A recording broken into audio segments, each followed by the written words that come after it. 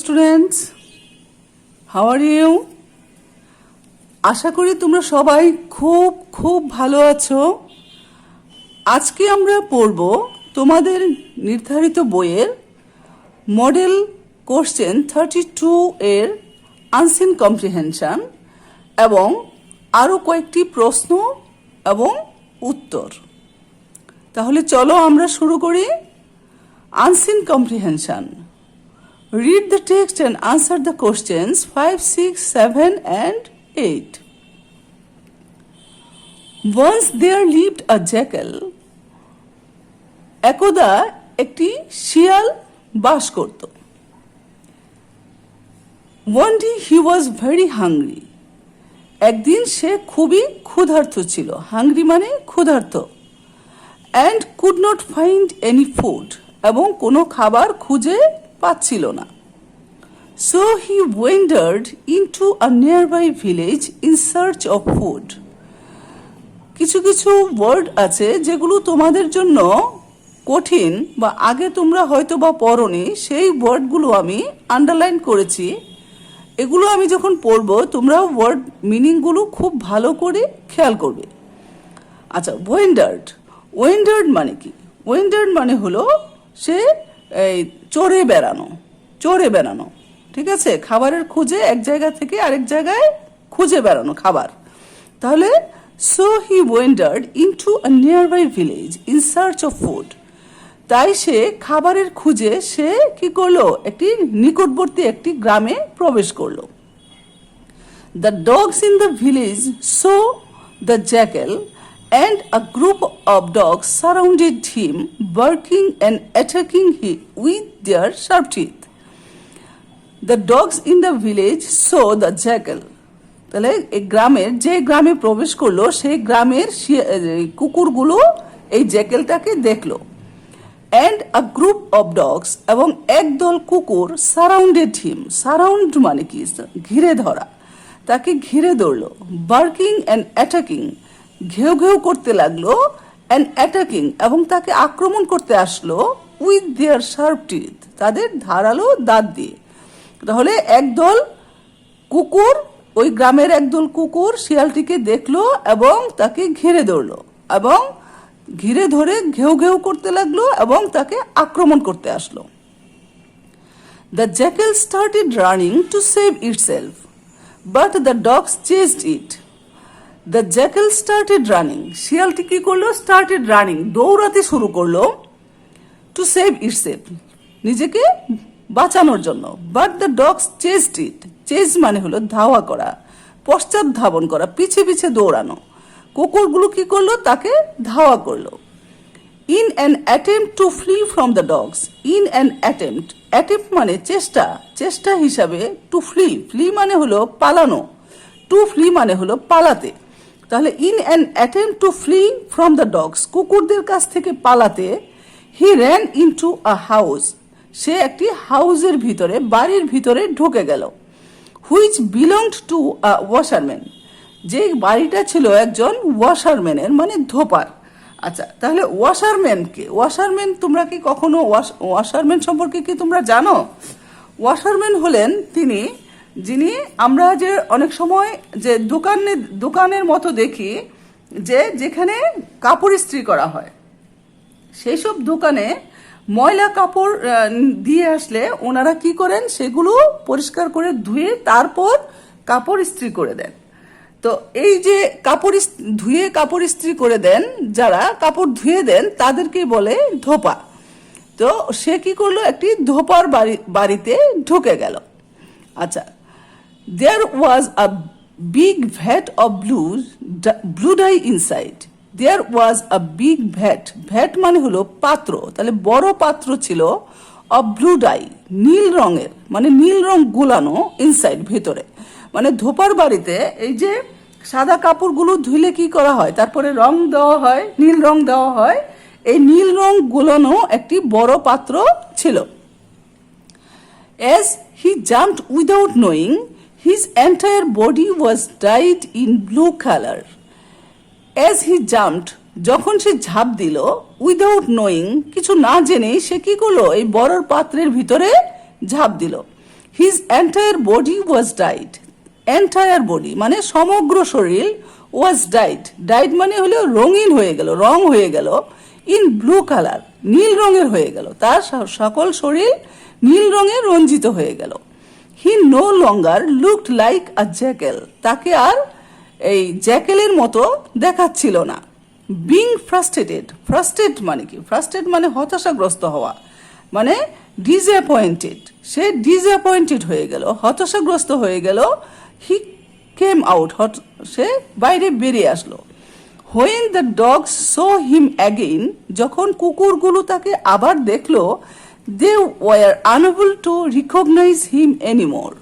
They were unable, unable, able মানে সক্ষম, এটার সাথে আন যুক্ত করা আছে, এটা একটা প্রিফিক্স, উপসর্গ যুক্ত করা আছে, এটা হয়ে গেল অক্ষম।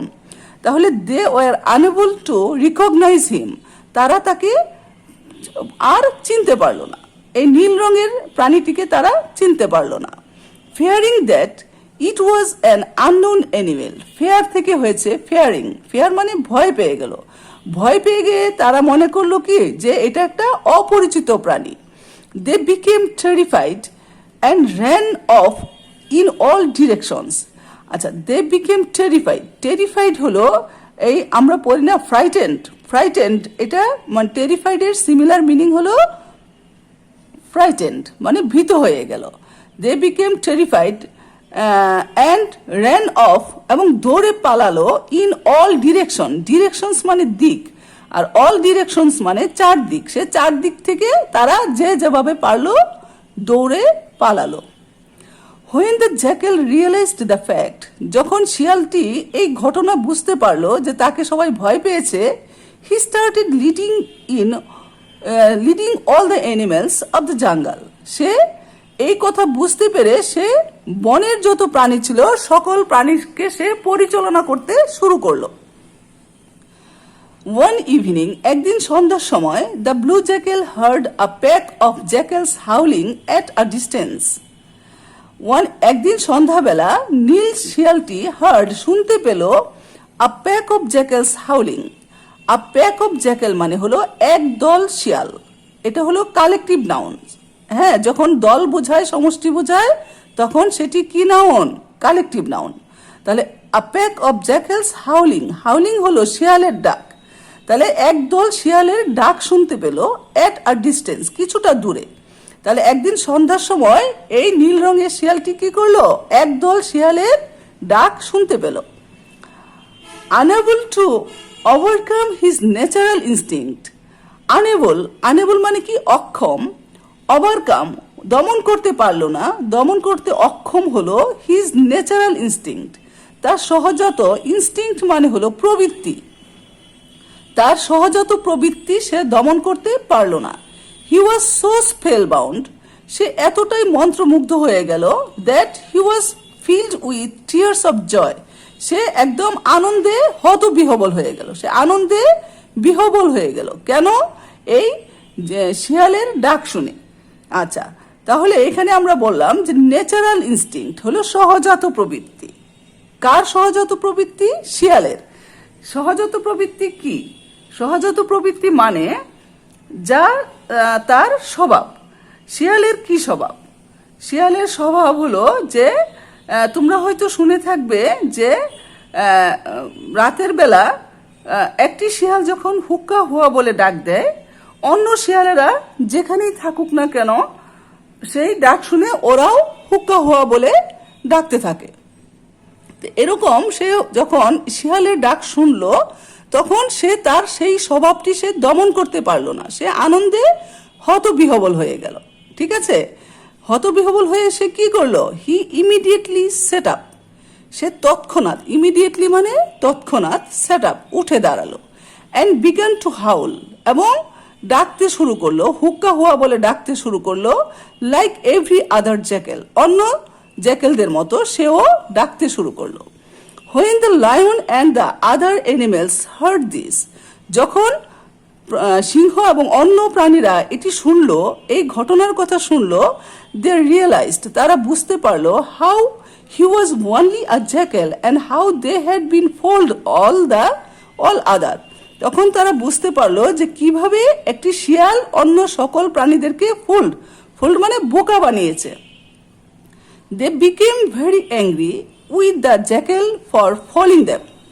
তারা সবাই খুব কি হলো, রাগান্বিত হয়ে গেল শিয়ালটির প্রতি, ফর ফলিং দেম, তাদেরকে বোকা বানানোর জন্য ওরা খুব কি হলো, রাগান্বিত হয়ে গেল। They angrily said to each other, তারা রাগান্বিত ভাবে একে অপরকে বলল, this jackal has fooled us, এই শিয়ালটি আমাদেরকে বোকা বানিয়েছে। মানে এটা কি প্রেজেন্ট পারফেক্ট টেন্স, খেয়াল করে যাও।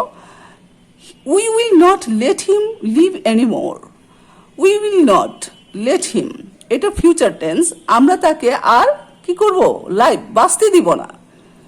হি শুড বি পানিশড, তার শাস্তি পাওয়া উচিত।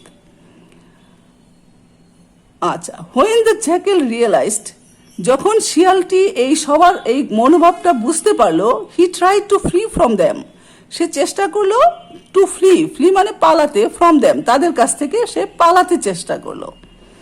But the animals got hold of them, কিন্তু প্রাণীরা তাকে ধরে ফেললো। And he was torn into pieces, torn মানে হলো ছেঁড়া, ইন্টু পিসেস, টুকরা টুকরা হয়ে সে তাকে ছিঁড়ে ফেললো। He died on the very spot, সে ঘটনাস্থলেই মারা গেল। দিস ইজ বিকজ, এই কারণেই the wise always say, wise জ্ঞানীরা সবসময় বলেন that one who treats his own people, treat মানে হলো আচরণ করা, যে নিজস্ব লোকদের সাথে আচরণ করে, উইথ স্কর্ন মানে অবজ্ঞা সুলভ আচরণ করে, শিওরলি নিশ্চিতভাবে, সাফার্স ভোগ করে, আ বিটার ইন্ড, বিটার মানে হলো তিক্ত, এন্ড মানে হলো পরিণতি। তাহলে যে তার নিজস্ব লোকদের সাথে, নিজেদের লোকদের সাথে প্রতারণা করে, অবজ্ঞা করে, তার শাস্তি হয় কি, অত্যন্ত করুণ। তো আশা করি তোমরা বুঝতে পেরেছ। তোমরা এই বঙ্গানুবাদ দেখে কখনোই পড়বে না, তোমরা ওয়ার্ড মিনিং খুঁজে বের করে তারপরে তোমরা এটার অর্থটা মিলানোর চেষ্টা করবে। তো আমরা নেক্সট যে নাম্বার 10 পড়ি, এটা একটু নতুন বিষয়। Read the instructions about opening a bank account, then answer the following questions. Bank account খোলার যে ব্যাপারটা, কিভাবে একটা ব্যাংক অ্যাকাউন্ট খোলা হয় সেটা সম্পর্কে আমরা এখন পড়ব। তোমরা কি কখনো ব্যাংক অ্যাকাউন্ট খুলেছ? তোমাদের কি ব্যাংক অ্যাকাউন্ট আছে? আচ্ছা, না থাকলেও নিশ্চয়ই আমরা একসময় অ্যাকাউন্ট খুলব।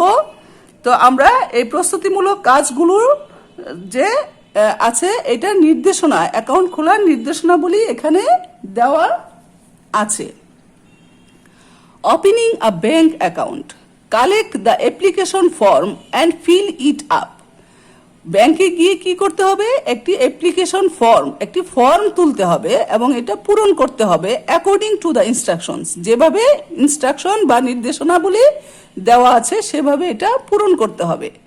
অ্যাটাচ 2 পাসপোর্ট সাইজ ফটোগ্রাফস, 2টি পাসপোর্ট সাইজের ফটোগ্রাফকে অ্যাটাচ করতে হবে, যুক্ত করতে হবে, অ্যাটাস্টেড বাই ইওর আইডেন্টিফায়ার,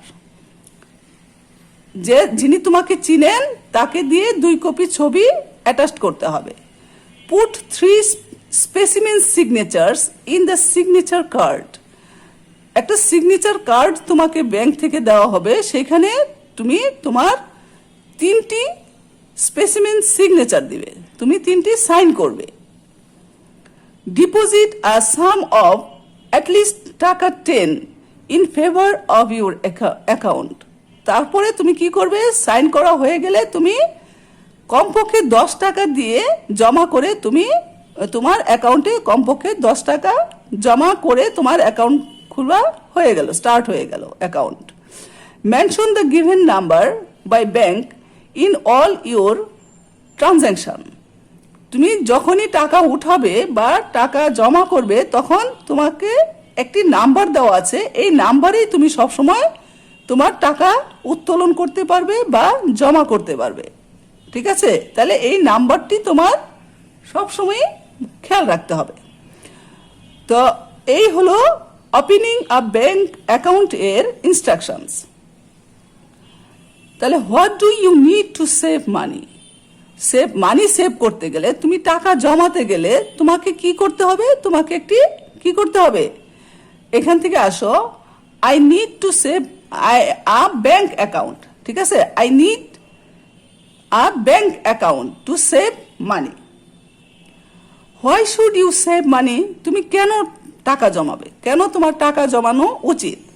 আচ্ছা, তোমার টাকা জমানো উচিত কেন? একটি হলো যে তুমি যদি টাকাটা খরচ করো, অপব্যয় করা উচিত না। টাকাটা জমিয়ে রাখলে তুমি যদি এক সময় তুমি একটা হায়ার এডুকেশনে যেতে চাও, বিদেশে পড়াশোনা করতে চাও, পিএইচডি করতে চাও, তাহলে এই টাকাটা তোমার কাজে লাগতে পারে।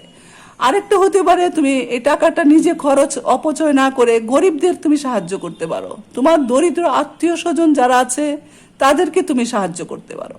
তাহলে আমরা কয়েকটি বিষয় পেলাম এখানে, যেগুলো অবশ্যই আমাদের ভাবা উচিত।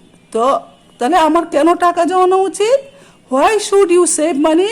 তুমি বলতে পারো যে I should save money so that I can take higher study in abroad. ঠিক আছে, so that I can read higher study in abroad. On the other hand, I should save money কেন? So that I can help my poor relatives or poor people in my country. How do you open a bank account? তুমি কিভাবে একটি bank account খুলবে? I open a bank account by the following instructions. ঠিক আছে, at first I collect a application form. এইভাবে তুমি এটি শেষ করবে, and then তারপরে after that এইভাবে লাইনের আগে আগে তুমি এই 4 নাম্বার পর্যন্ত তোমাকে বললেই লিখলেই চলবে।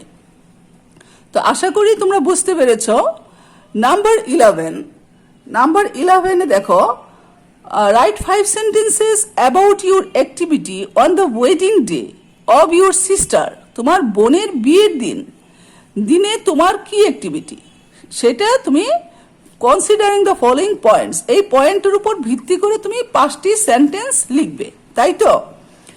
When was the wedding day of your sister? তোমার বোনের ওয়েডিং ডেটা কখন ছিল? তাহলে the wedding ceremony of my sister was held in the 3rd week of the month. এই মাসের 3য় সপ্তাহে ছিল, 3rd week of this month, এই মাসের। And what time did you get up from bed? ওই দিন তুমি কখন ঘুম থেকে উঠেছিলে? তাহলে on that day I got up, যেহেতু ডিড আছে এখানে, I got up from bed at 5 AM বা 5:30 AM. When did you the guest come and what did you do? Guest কখন আসলো? ডিড দিয়ে প্রশ্ন, তাহলে দ্য গেস্ট কাম কি হয়ে গেল? Came. The guest came at কয়টায়? যেহেতু এখানে ডিনারের কথা বলা আছে, নিশ্চয়ই সন্ধ্যার সময় গেস্ট আসলো, তাহলে দ্য গেস্ট কেম অ্যাট কি 6 PM. And what did you do? তুমি তখন কি করলে? তুমি বলবে যে মাই ফার্স্ট অ্যাক্টিভিটি। ঠিক আছে, মাই ফার্স্ট অ্যাক্টিভিটি বা my first work was to receive them. What time was the dinner served? Dinner কখন সার্ভ করা হলো? Dinner was served at 8 PM. আশা করি বুঝতে পেরেছ। এখানে তোমরা খেয়াল করবে যে আমি কয়টি অর্ডিনাল নাম্বার এবং কয়টি কার্ডিনাল নাম্বারের ব্যবহার এখানে করেছি। যেহেতু তোমাকে অর্ডিনাল এবং কার্ডিনাল দুটো নাম্বারই দেখাতে হবে, এই জন্য তুমি বলেছো কি, the wedding ceremony of my sister was held in the 3rd week। এই যে তুমি এখানে একটা অর্ডিনাল নাম্বার ব্যবহার করলে, of this month. On that day I got up from bed at 5:30 AM. The guests came to our house at 6 PM. My first work, এই দেখো first, এটা একটা ordinal number. My first work was to receive them. The dinner was served at 8 PM. আচ্ছা, এখানে আমি গোল দাগ দিয়েছি দুটা, এই দুটা আমি অর্ডিনাল নাম্বার ব্যবহার করেছি এবং এই 3টি আমি কার্ডিনাল নাম্বার ব্যবহার করেছি। তো আশা করি তোমরা অর্ডিনাল এবং কার্ডিনাল নাম্বারগুলো খুব গুরুত্ব সহকারে বিবেচনা করে খাতায় লিখবে। তারপরে এখানে যে একটি অর আছে, I take my bath at, এটা তোমরা নিশ্চয়ই পারবে। কয়টায় তুমি গোসল করো, কয়টায় স্কুলে যাও, ঠিক আছে? একটু ভালো করে পড়ে তারপরে আনসার করবে এবং এই লাইনগুলো অবশ্যই উঠিয়ে নিবে। আচ্ছা, যে অরটি এখন আমরা পড়বো, hair is a TV schedule of distant learning programmes on different subjects. Distant মানে হলো দূরবর্তী, দূরবর্তী শিক্ষা। মনে করো টিভিতে এই যে যেমন এখন আমরা তোমাদেরকে যে পড়াচ্ছি, এটা কি লার্নিং? এটা হলো ডিস্টেন্ট লার্নিং, দূরে থেকে শিক্ষা, ঠিক আছে? এই ডিস্টেন্ট লার্নিং এটা টিভি শিডিউলের ডিফারেন্ট সাবজেক্টস, বিভিন্ন বিষয়ের দূরবর্তী শিক্ষার একটা প্রোগ্রাম এখানে দেওয়া আছে। Right 5 sentences using the days of the week when your younger sister watches these programs. যেখানে যখন তোমার ছোট বোন এই প্রোগ্রামগুলো দেখে।